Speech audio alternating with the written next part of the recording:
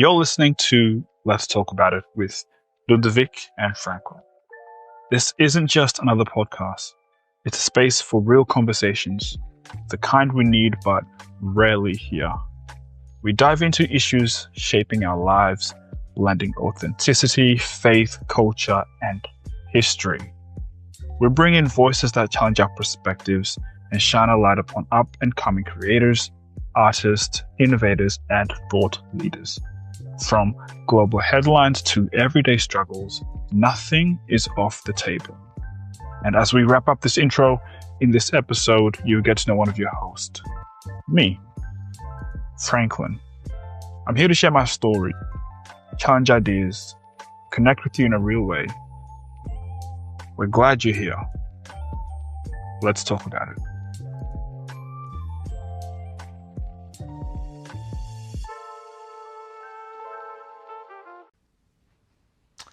Joe Rogan podcast. Hi guys. Today we have Franklin with us. Hey. Franklin is from Brisbane and just moved to Melbourne. Do you want to tell us a little bit more about yourself? Yeah, man. Just 6 months ago, decided to move to Melbourne for work. Lived in Queensland pretty much the majority of my life. Born in Congo. Yeah. And then lived in Zimbabwe for a few years and then came to Australia. What brought you to Melbourne? Man, work, opportunity. Yeah. Pretty much that, just work and opportunity. What do you reckon would be the difference between, not even for work, just lifestyle-wise, between what you've noticed in the last few months you've been here between Queensland and Melbourne? Dude, I think Queensland is dead. I know that's I know that there's been that thing, Sydney versus Melbourne, Brisbane versus Queensland. Queensland is just like, it's okay. If you're like an old, that sounds mean. That sounds real mean. Are you gonna be racist? No, I'm not. I'm not gonna be like that. But like, if you're somebody that's like probably in their later years, like maybe 45, have a big family and they want to settle down, I think Queensland is perfect for you, right? Like middle management vibes. Yeah. You just simply want to enjoy life. Yeah. But I think for someone as young as ourselves, I think Melbourne, Sydney is where it's at. Better. Like it's just more opportunity, so much better in terms of connection, exposure. It's just better. Have you been back to Congo since? Yeah, I went. Okay, so I did when I finished my undergrad. I went back to Congo. Yeah, that was crazy. Yeah, how crazy. That was Tell messed us up. about it. Yeah, dude. Okay, so it depends how far you want to go. Like, so one of the biggest moments was like my parent, so I went with my father and my older brother. Yeah. And we pretty much got stood up for like 4 hours, which means like, we were trying to travel somewhere and then, people with like AK-47. In Congo. Yeah. They stopped us. Is there still like what's the government like there? Yeah, like is this still like a dictatorship?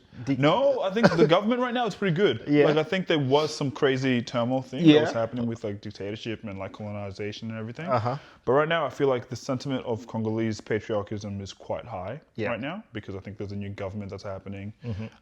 It's so much, I think the vision is there. Yeah. Now it's just up to the execution. Yeah. So like it's getting better. Are they still under French occupation? No, it used to be under Belgium. Belgium, yeah. King Leopold. Yeah, King Leopold. He's a dickhead. Bro, oh my God, dude, let's not go. He actually, that's the one thing I want to mention, because people always talk about Hitler. No. King Leopold was worse. I think he was brutal. He was worse. He was just chopping people's hands I don't know how much you know about King Leopold, man, but that, like I know a little bit, and the little bit I know is not good. Yeah, there's a book that I read. I can't remember exactly the name of the book. I think it was King Leopold's Ghost. King Leopold's Ghost. Ghost? It was a book that was named King Leopold's Ghost. Yeah. But bro, like the way that it took, it got given to my sister. Yeah. And my sister wasn't courageous to read it because, it's just so deep. And then it was given to me. Now, I was like 17 at the time when it was given to me. I didn't read it until I was like maybe 24. Yeah. Because of how crazy it was. Yeah. And when I read it, I ain't gonna lie. I love all people, but I started hating some people. Like I started, I ain't gonna lie, I get that feeling. Yes. I'm not a. You can't help it. But that's the thing. You can't help it. That's the thing, though. It's the same thing happened to me when I started reading about slavery. Yeah. But I'm like, man. If we go there, I was like, anybody that was not part of the Congolese community or of that, I was just simply like, I hate you all. Yeah. Like, I don't want to see you. And it's understandable. Yeah. You know what I mean? Exactly. But I think like that's where, for me personally, that's where my Christian faith come into play. Yeah, exactly. So true. Because if we are just tribal, all of us, we've all done nations around, like, Congolese have done bad things to, I don't know, Europeans. Mauritians have done bad things to English have done. If there's that part of the, I reckon it's just in the Christian faith. Yeah. I feel like there's Forgive like you've been forgiven. Yeah, true. But could I bounce back on this though? Here's the thing. Okay, I get that. I get the fact that forgiven, you cannot be forgiven, but there has to be some sort. You can forgive, but you also have to remember. Yes. Exactly. You know what I mean? Because like this is the part that I find like you don't just forgive for the sake of forgiving. If someone slaps you and then you turn the other cheek, okay, valid, but like, you know, someone does you wrong, okay, and they apologize to you. Yes. You forgive. Yeah. But you remember. You remember. That's a lesson that you've learned that like that's somebody could do that to you. Because the slap is still hurting. The slap hurts, man. You can still feel it. Oh yeah, I can feel it. Yeah. So I think that's for me. I think it's like, I think there's a sense of like you can forgive, and I think understand something that has occurred. But like, maybe don't be so naive. I think that's where it is. Don't be so naive. I think when you've been hurt and you forgive, if you truly forgive, because some people say they forgive, but they haven't. But if you truly forgive, you become less naive. Yeah. I'm like, okay, I've seen that snake before. It bites. Yeah. Just stay away from the snake. You know what I mean? Like you tend not to do the same mistakes. And I think like carrying, especially hatred from your past. Yeah. Okay, I don't know if you believe in like generational curses. For me, I find it hard. I'm 50-50. Yes. And I could tell you why, but... Yeah, tell me. But I'm 50-50 because, okay, there's a sentiment of like, okay, if you're from the Christian faith, right? Yeah. This is, okay, Christian faith and not Christian faith, whatever. But let's talk about the Christian faith. If you have a curse of your life, all right, or whatever curse that you think you have, but if you read the Bible, Jesus cures everything, right? Yes. In Jesus' name, curses, flee. Yeah. So therefore, is it a curse or is it something that you've repeatedly told yourself that I'm a generational curse? It's a bit of both. Right? But for the curse to go away, you have to fully accept Jesus. Exactly, right? So if you accept Jesus, right? This is only for the Christian faith, my people, okay? Relax, we ain't trying to, But if you are from a Christian faith and you believe that God did raise Christ from the dead, right? Awesome. Then if you believe in Christ and you keep believing that there is generational curse, I feel like that's a false... Yes. It's a false thing. I agree with you. You know what I mean? I agree with you. But then the sentiment is like, if you keep telling yourself, I'm cursed. I'm cursed. I completely agree with you. I believe in it in the fact that they do exist. Yeah. And I also don't in the fact that as soon as you accept Jesus in your life, it wipes a lot of things away. But I'm going to keep going on that. Because go for it. We're both from African backgrounds. Yeah.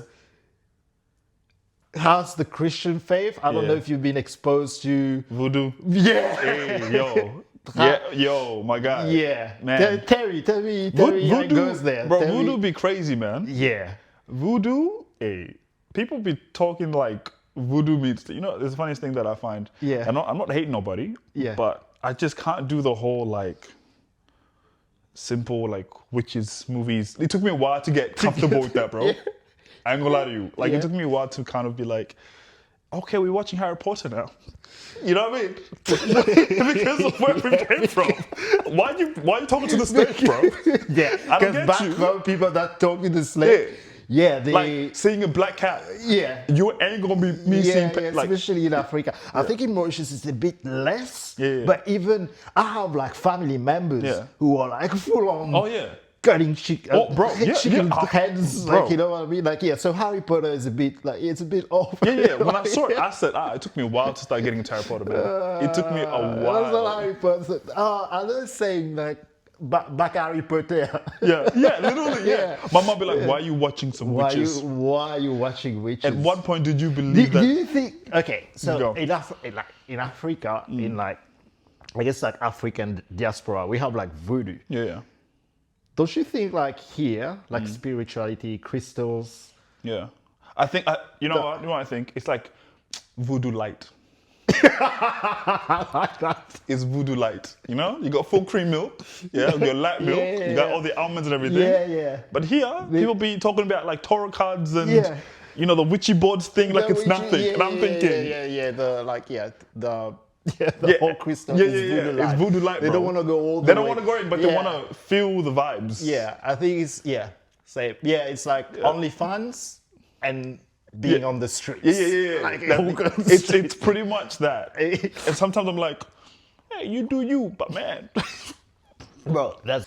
I want to ask you a little bit about your parents. Yeah. And how old were they when they moved here from Congo? Look, to be honest, I don't know exactly my parents' age because they never tell us. Every time I ask my parents how old they are, they're like 120.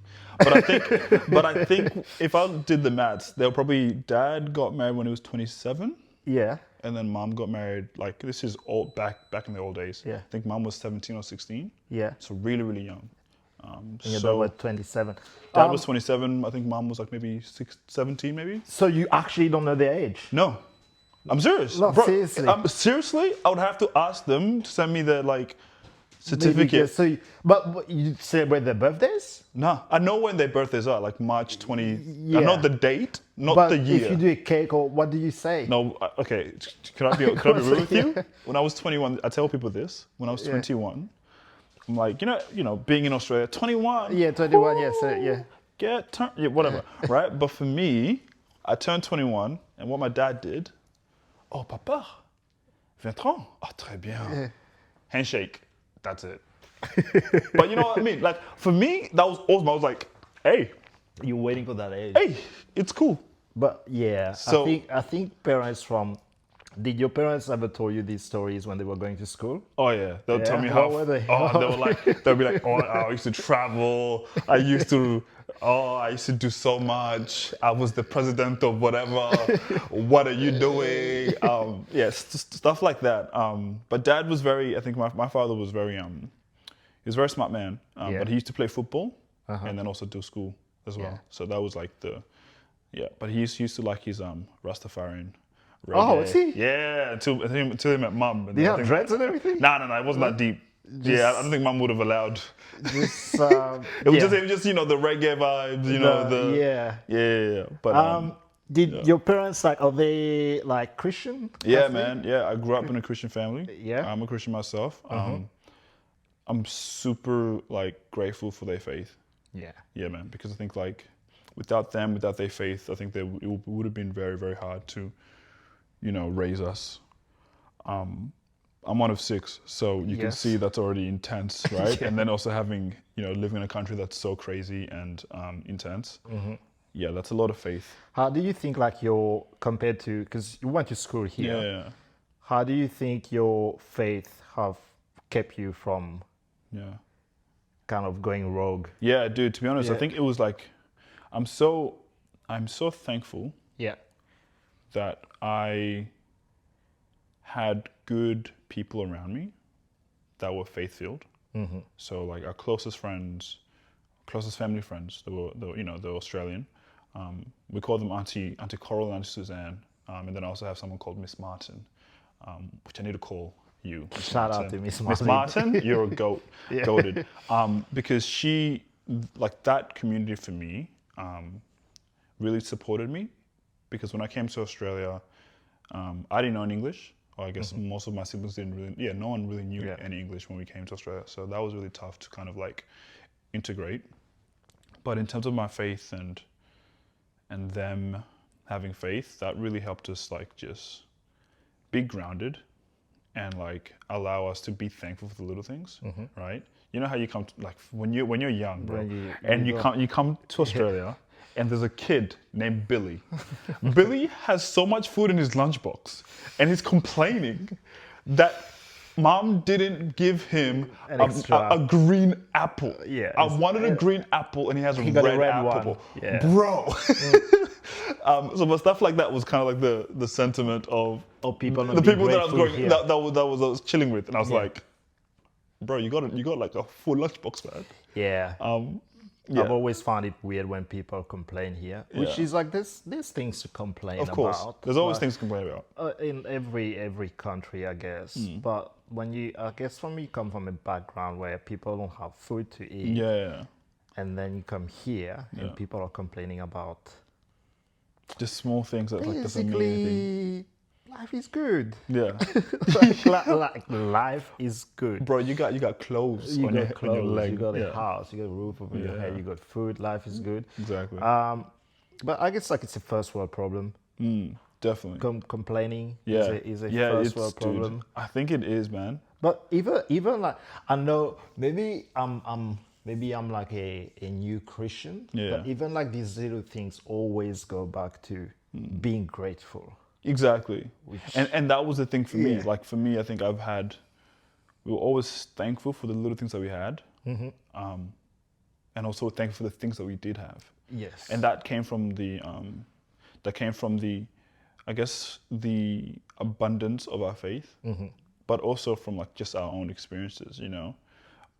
Living Congo, and this is just me speaking anecdotally from my parents' point of view. Live in Congo, then, you know, living in Zimbabwe, and then from there to Australia. Yeah. There's so much cultural shift, right, that's happening, right? Yeah. You have somebody that's born in Congo, then you have to learn language in Zim, right? Like What do you speak? What do you speak in Congo? Congo, they speak Swahili. Swahili? So I can speak Swahili, a little bit of French, and then also Lingala as well. Lingala. I can't speak Lingala. I can pass saying like probably intermediate or below intermediate French, and then Swahili, and then also my tribal language as well. And in Zimbabwe, they speak Shona. Shona. There's so many other different tribes in Zim, Yeah. but for me, I think we should speak Shona. And then when I came to Australia, Shona left, French left, and then I only had Swahili, English, which I picked up, and then my tribal language as well. Yeah. I just check the time, bro. Sorry. Yeah, you're good. Yeah. So you want to talk like a little bit about growing up in Brisbane, which is mostly, I would guess, like white. Us. Yeah. Let's just it's white, bro. Yeah, don't worry about it. Yeah, it's a lot of Australian. Being from Congo. Yeah. So how was that? Dude, it was pretty cool, to be honest. Okay, so it was mad. Like I think it was super cool. Like I think I had, oh man, if I was to go back, I had one of my best friends, Timothy Morgan, and then I had Lachlan Medina, like just the boys, Aman. Like I had so many friends that I remember that were really pinnacle to me. Yeah. Because we just played sports and whatnot, and so many other friends as well. Like, it was pretty cool. As a kid, it was fun. Yeah. But if you take it as a kid's point of view, it's fun. But then if you take it from this is me looking back, my parents, probably was chaos. Because, you know, like... It was different. It was completely different. Kids are sorry, kids don't know anything. Bro, we don't know nothing. We were like, if I have food and I have a football, I am happy. He's my friend. He's my friend. He's my friend. Like, we're good. He's cool. He's my friend. It only started happening when I started realizing when I'm going to high school. Yes. High school, that's when things started shifting. I'm like, oh, wow, I'm actually, I'm black. You know what I mean? Like that awareness of saying like, yo, I'm actually different from other people, like completely different. Yeah. Like I can't relate to y'all, like as much as I can, but you can't really but relate. That's also your superpower. Precisely. Yeah, I've always said that too. Yeah. Like, that's your superpower. Like if you take like what's like your difference and you just put it out there. Precisely. You know, I always say there's a line in 8 Mile. Eminem, the last battle. Yeah, he flips it. If you take what you think or what the world tells you, that's your weaknesses, and you just put it out in the world. Yeah, they're gonna use it against you. Exactly. You know what I mean? And just being like unapologetically unapologetically yourself. Precisely. And I think it took me some time though, bro. Yeah. I'm not gonna lie to you. It does. It took me so much. It took me a while to accept who I was. Mm-hmm. You know what I mean? Like it took me, like it wasn't even high school was like, I realized after high school, I realized I was different. You know what I mean? After high school. Then you have to like get that shift. And then you have to have the shift, right? Between like, okay, if I'm different, then who am I? Yes. You know? Like I'm not white, right? But I'm not like, I am Congolese, but like I'm not like deep Congo. You know what I mean? Like I didn't grow up in Congo, right? So where do I fit in type of thing? Yeah. And it was that balance between trying to figure out. And I think a lot of people are still trying to figure that out. Like I think a lot of people. I think here, especially here in Australia, and a lot of people like kind of get sidetracked. Yeah. And I guess get influenced by what's on the media. And even me at some point, like growing up in Mauritius, you have that image of what a black man is supposed to be. And maybe you don't get it from your peers. Where do you get it? You get it on TV. From songs. From songs. Hip hop. From like clip hip hop. Like, you know what G-Unit. I think G. I have like a theory. Oh, but it's not a theory. I get like pretty deep into like conspiracy theories and stuff like that. I reckon gangster rap has been started by the CIA to put down the black. But it has done so much damage. What? And I'm not like an OTEP or whatever. You know what I mean? Some of the songs like, okay, whatever. But there's kids out there that's listening to these songs. And they're trying to. I think there's if we go back, I'm not much of a hip hop head, or I love hip hop, but like I think hip hop is the way that it's been weaponized. Has been pretty bad, right? You have like Sexy Red talking about like. Oh yeah, no, I don't. Whatever, I'm right? Done. I think I stopped. Like, You have all of that, but like it's always been kind of derogatory, like very grimy. Cranky, like just very, like just you're not trying to be hear tough. Like Taylor Swift singing about like, exactly. You know what I mean? But I think it's also like if we look back into it, I think it also talks about the struggle of a black man type of thing. The struggle of the black, especially African American, right? So there's an element between. But don't you think like always talking about the struggle reinforces that thing in your head that you should be struggling? I think there's 2 points, right? There's a thing of saying, I agree with you, but also there's one part that says, like you need to understand where you come from, like the struggle, right?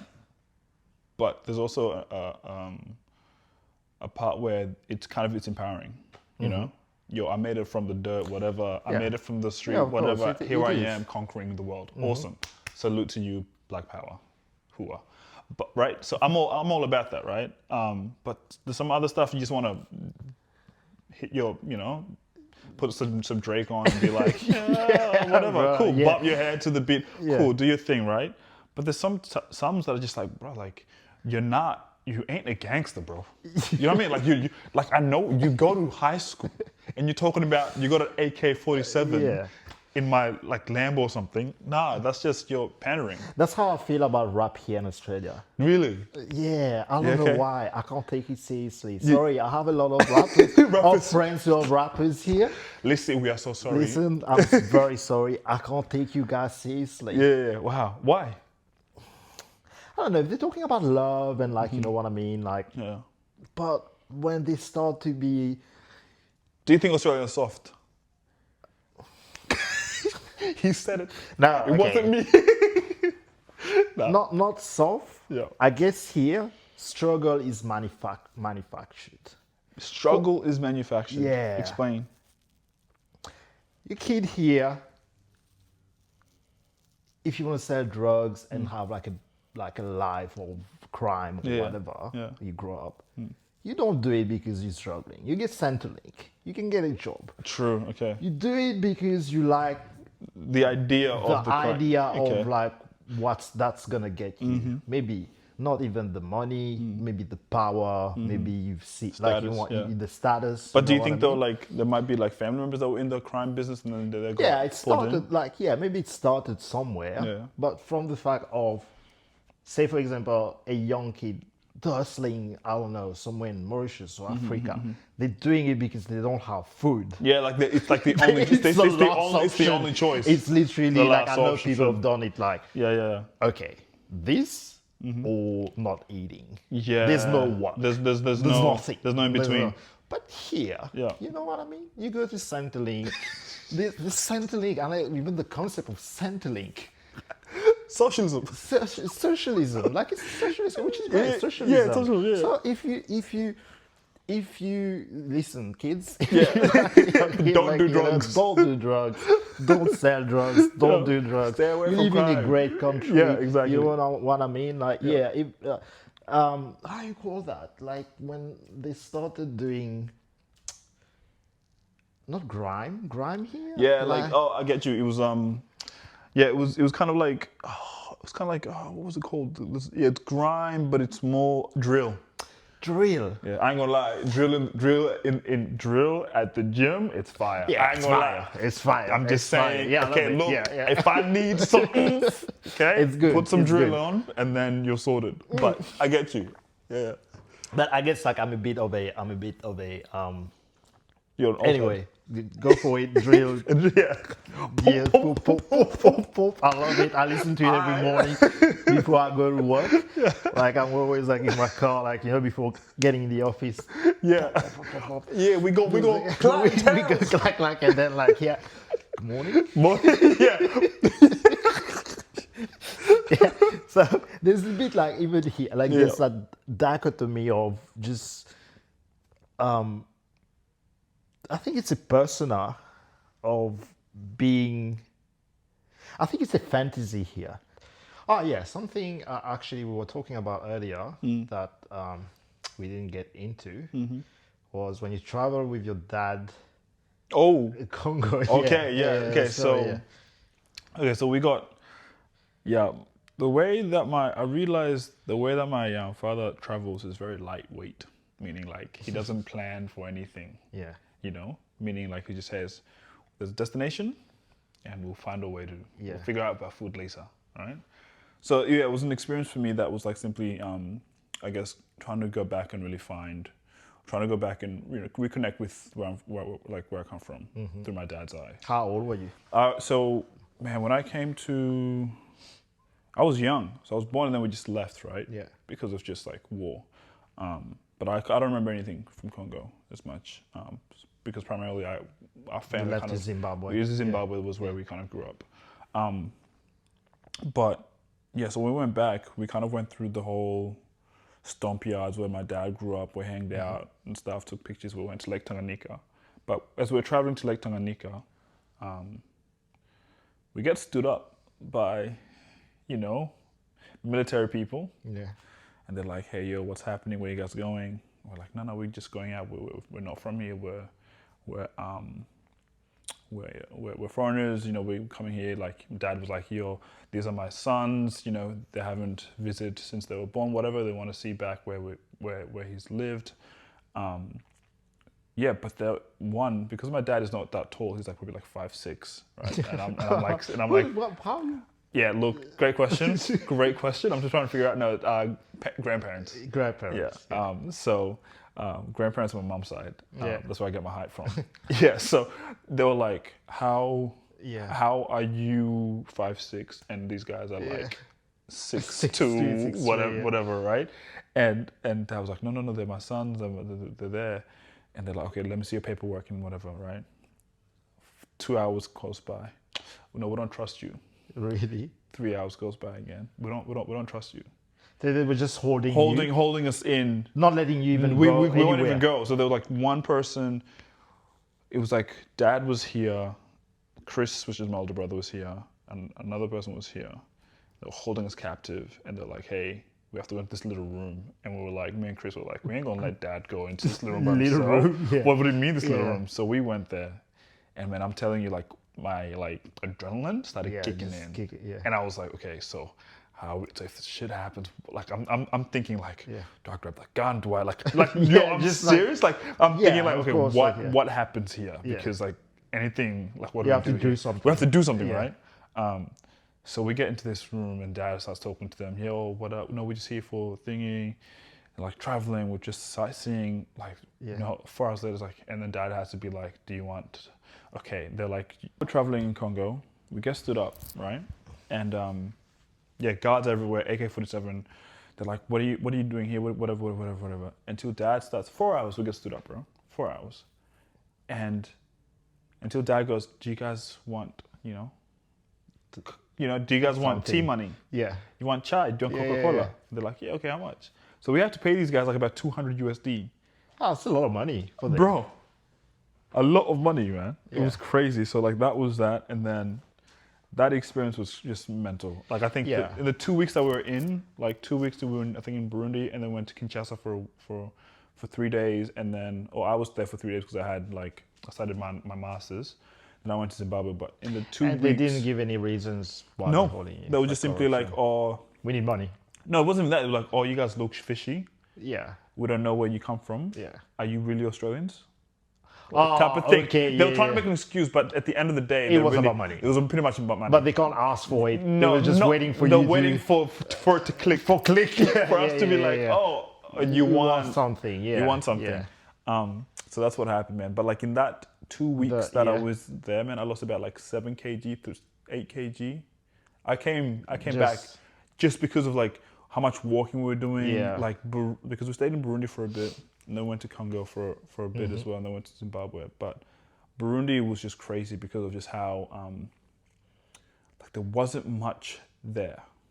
Yeah. Beautiful people, like everything was nice, but it just there wasn't like in terms of like we had to wait 24 hours to get petrol in a car. Right? Really? 24 so where's hours. the petrol coming from? Great question. We don't know. There's no petrol station. Petrol station was there, but they were like, we're waiting for petrol to come. Okay. Because there's no transportation system. Okay. Right? So you're waiting there for 24 hours. Taxis will be taxi drivers sleep in the car. Will be sleeping in the car, parking. Thinking about waiting in line for like, the mains road to get a license, right? You get pissed off that you're there for like 30 minutes. And you're like, damn it. I've heard that like the worst thing in some countries in Africa is it's just the governance, the bureaucracy. Exactly. Somebody told me they wanted to open a business.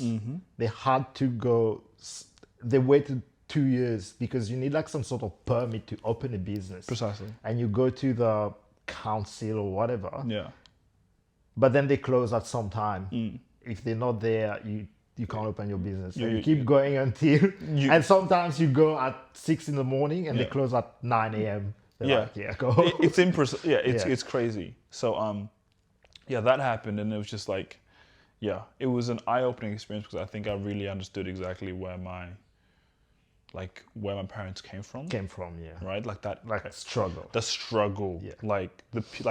Bro, it's just crazy how lucky we are. Yeah. Like super lucky. I came back and I was doing my master's. I was like, I have no rights to complain. About anything. I cannot. And have you ever heard your parents complain? No. Never?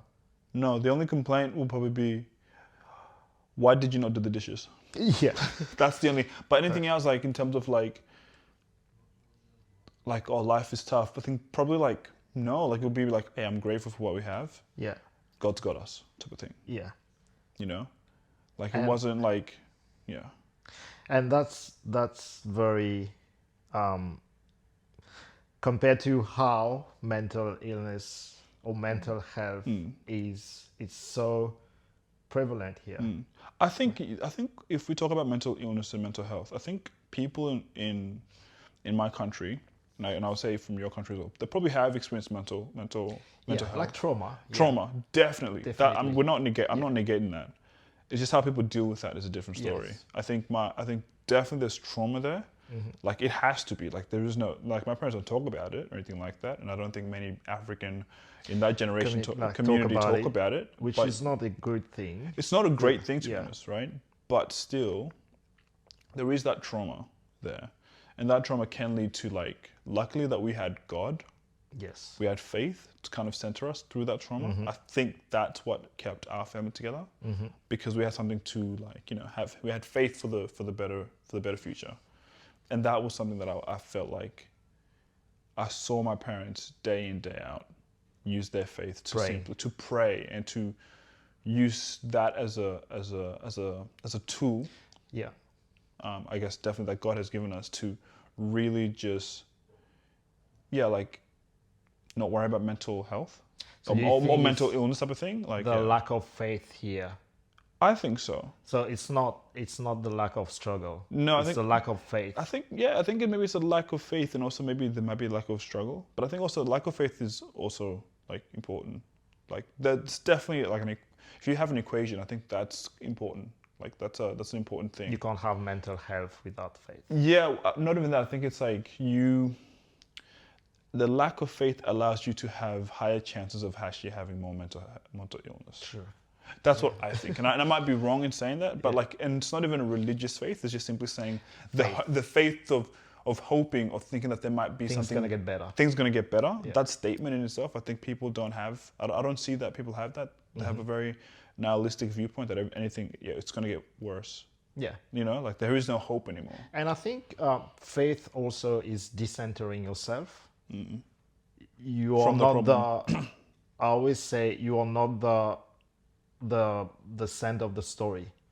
Jesus is, or God is. Like if you're Christian, Jesus is the main character. You're not the main character. You know what I mean? Because people have I think we live actually in the most narcissistic time ever. Like you think you're the important thing. You're not important. You're not important. You're actually not important. And as soon as you put that in your mind, people care but don't really care. You're not that important. You're not that important in the story itself. And I think that's freeing because it takes a lot of pressure out of yourself and say, okay, if I'm not important, then what am I?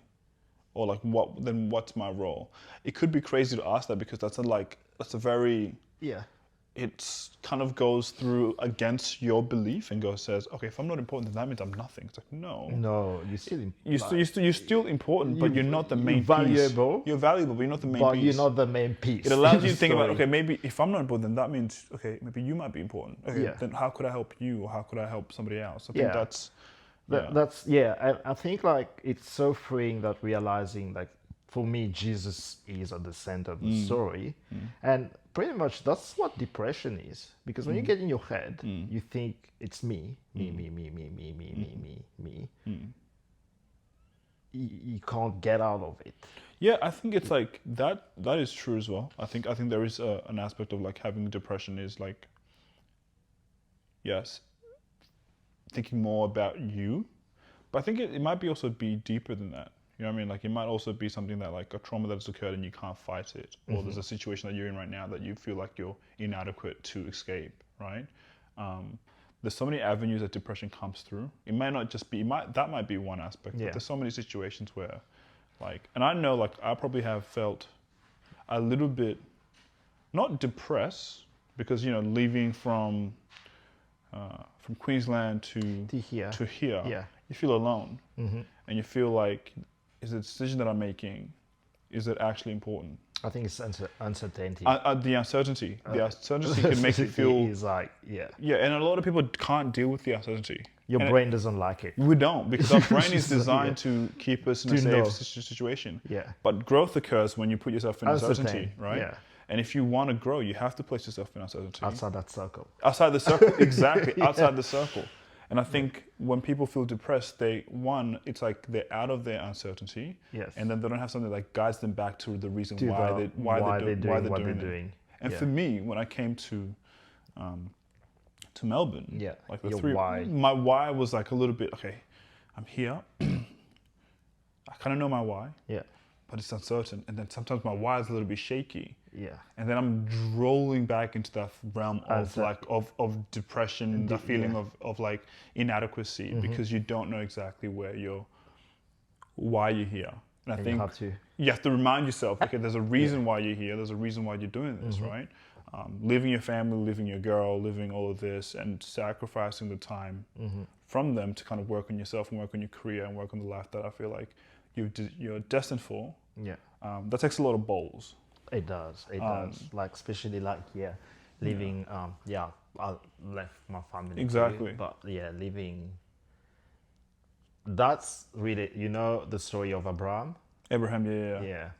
You leave your was it leave your family? Yeah, he got a dream from God to leave his whole family. Yeah. And God told him he's gonna become leader of nations. Precisely. Or creator of nations. Yeah. Father of many, I think. Father of many nations. Father of many nations. I'm sorry, guys. We don't really know much about the Bible. We just started to read the Bible. Yeah. But yeah, these stories it translates everywhere. Like your dad, for example, living his country, ballsy, bro, with children. With how many children back then? I think back then it was 3. 3. Yeah, 3, and then coming to Australia. Yeah, and then even back then, like they've probably never heard of Australia. No, and then when they came to Australia, they popped another one. Look, they're like children. Okay, so living Congo 3, and then Zim, another child. Yeah, and then Australia 2 children. So you see that. And then you have different generations, different way of thinking for each children. They have to adapt, and then you also have different culture that they have to adapt. So I have mad respect for my parents, like mad respect. Yeah, it's insane because when you think about it. It's insane. We're gonna wrap this up. Yeah, man. I'm gonna ask you 15 questions. Yeah, bet. Let's do it. So the rules are: you can't argue, you can't debate. Damn. It's just yes or no. Okay. Ready? All right.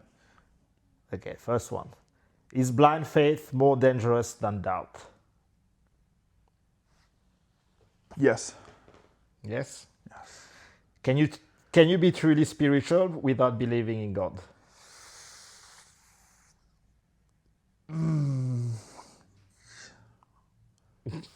False. I don't think so.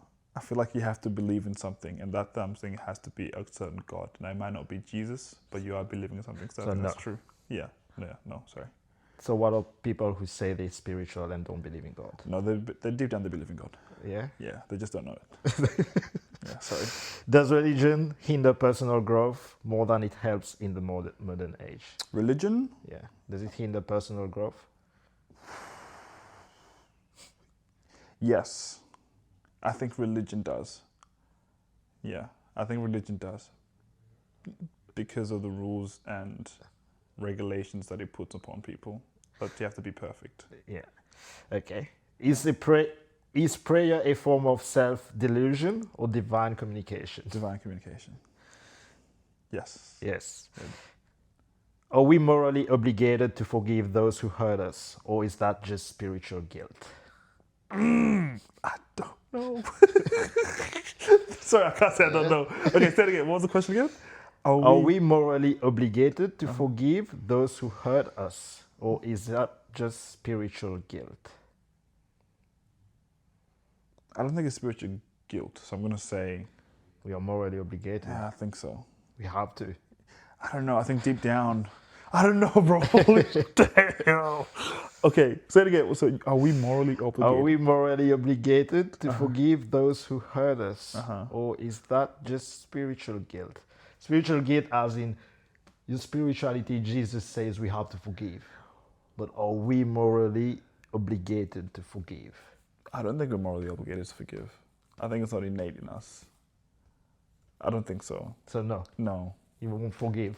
I think us having, okay, no, I just have a feeling it's no. Because I feel like it might be maybe I don't understand exactly every single concept of that question. But if it's like, are you designed to forgive? No, I don't think we are. Exactly. That's what the Bible, what's in the Bible, we don't design. Like it's not in our nature. Yes, everything goes against our nature. It's not in our nature. Yeah. I don't think it's our nature. I don't think it's in our nature to forgive. Yeah, that's what I think. So I'm just thinking, no. Yeah, we're quite selfish people. Yeah, we are. Okay. Now we're gonna lighten it up a little bit. Okay. just like health and wellness questions. Okay. Just a little bit. Yeah. Is obesity a public health crisis or a personal freedom issue? Say it again. Is obesity a public health crisis or a personal freedom issue? A personal freedom issue. Do pharmaceutical companies care more about treatment than cure? They care about treatment because If treatment provides them money, meaning like just a quick fix, Yeah. then they care about that. Cure is like solving the whole problem. Yeah, no. I don't think they don't solve the problem. There's more treatment. Is mental health over-medicated or under-healed? Underhealed. Yeah. Are food companies intentionally keeping us addicted and sick? Yes. Yeah. Yes. Finish. Is body positivity being hijacked to normalize unhealthy lifestyles? Yes. Yeah. Yeah. Yeah, I agree. Yeah, I agree with that one. Is wanting to be rich inherently selfish, or is poverty the real sin? I think poverty is the real sin. Do the poor have a responsibility to stop idolizing struggle? Yes. Should spiritual leaders be allowed to be millionaires? I think anybody could be allowed to be millionaires, so therefore spiritual leaders can be millionaires too. Is generational wealth a privilege, a right, or a curse? A privilege. Are you broke because of circumstance or mindset? Mindset. Done. All right, bro. Bro. Thank you, Franklin. Thank you, sir. That was cool. That was good. That was mad. Yeah. Catch Snap. you again. Cheers. Done, bro. Thank you. Thank you. That was done. Ça va? Ça va, ça va. Oh, man. Thanks, bro.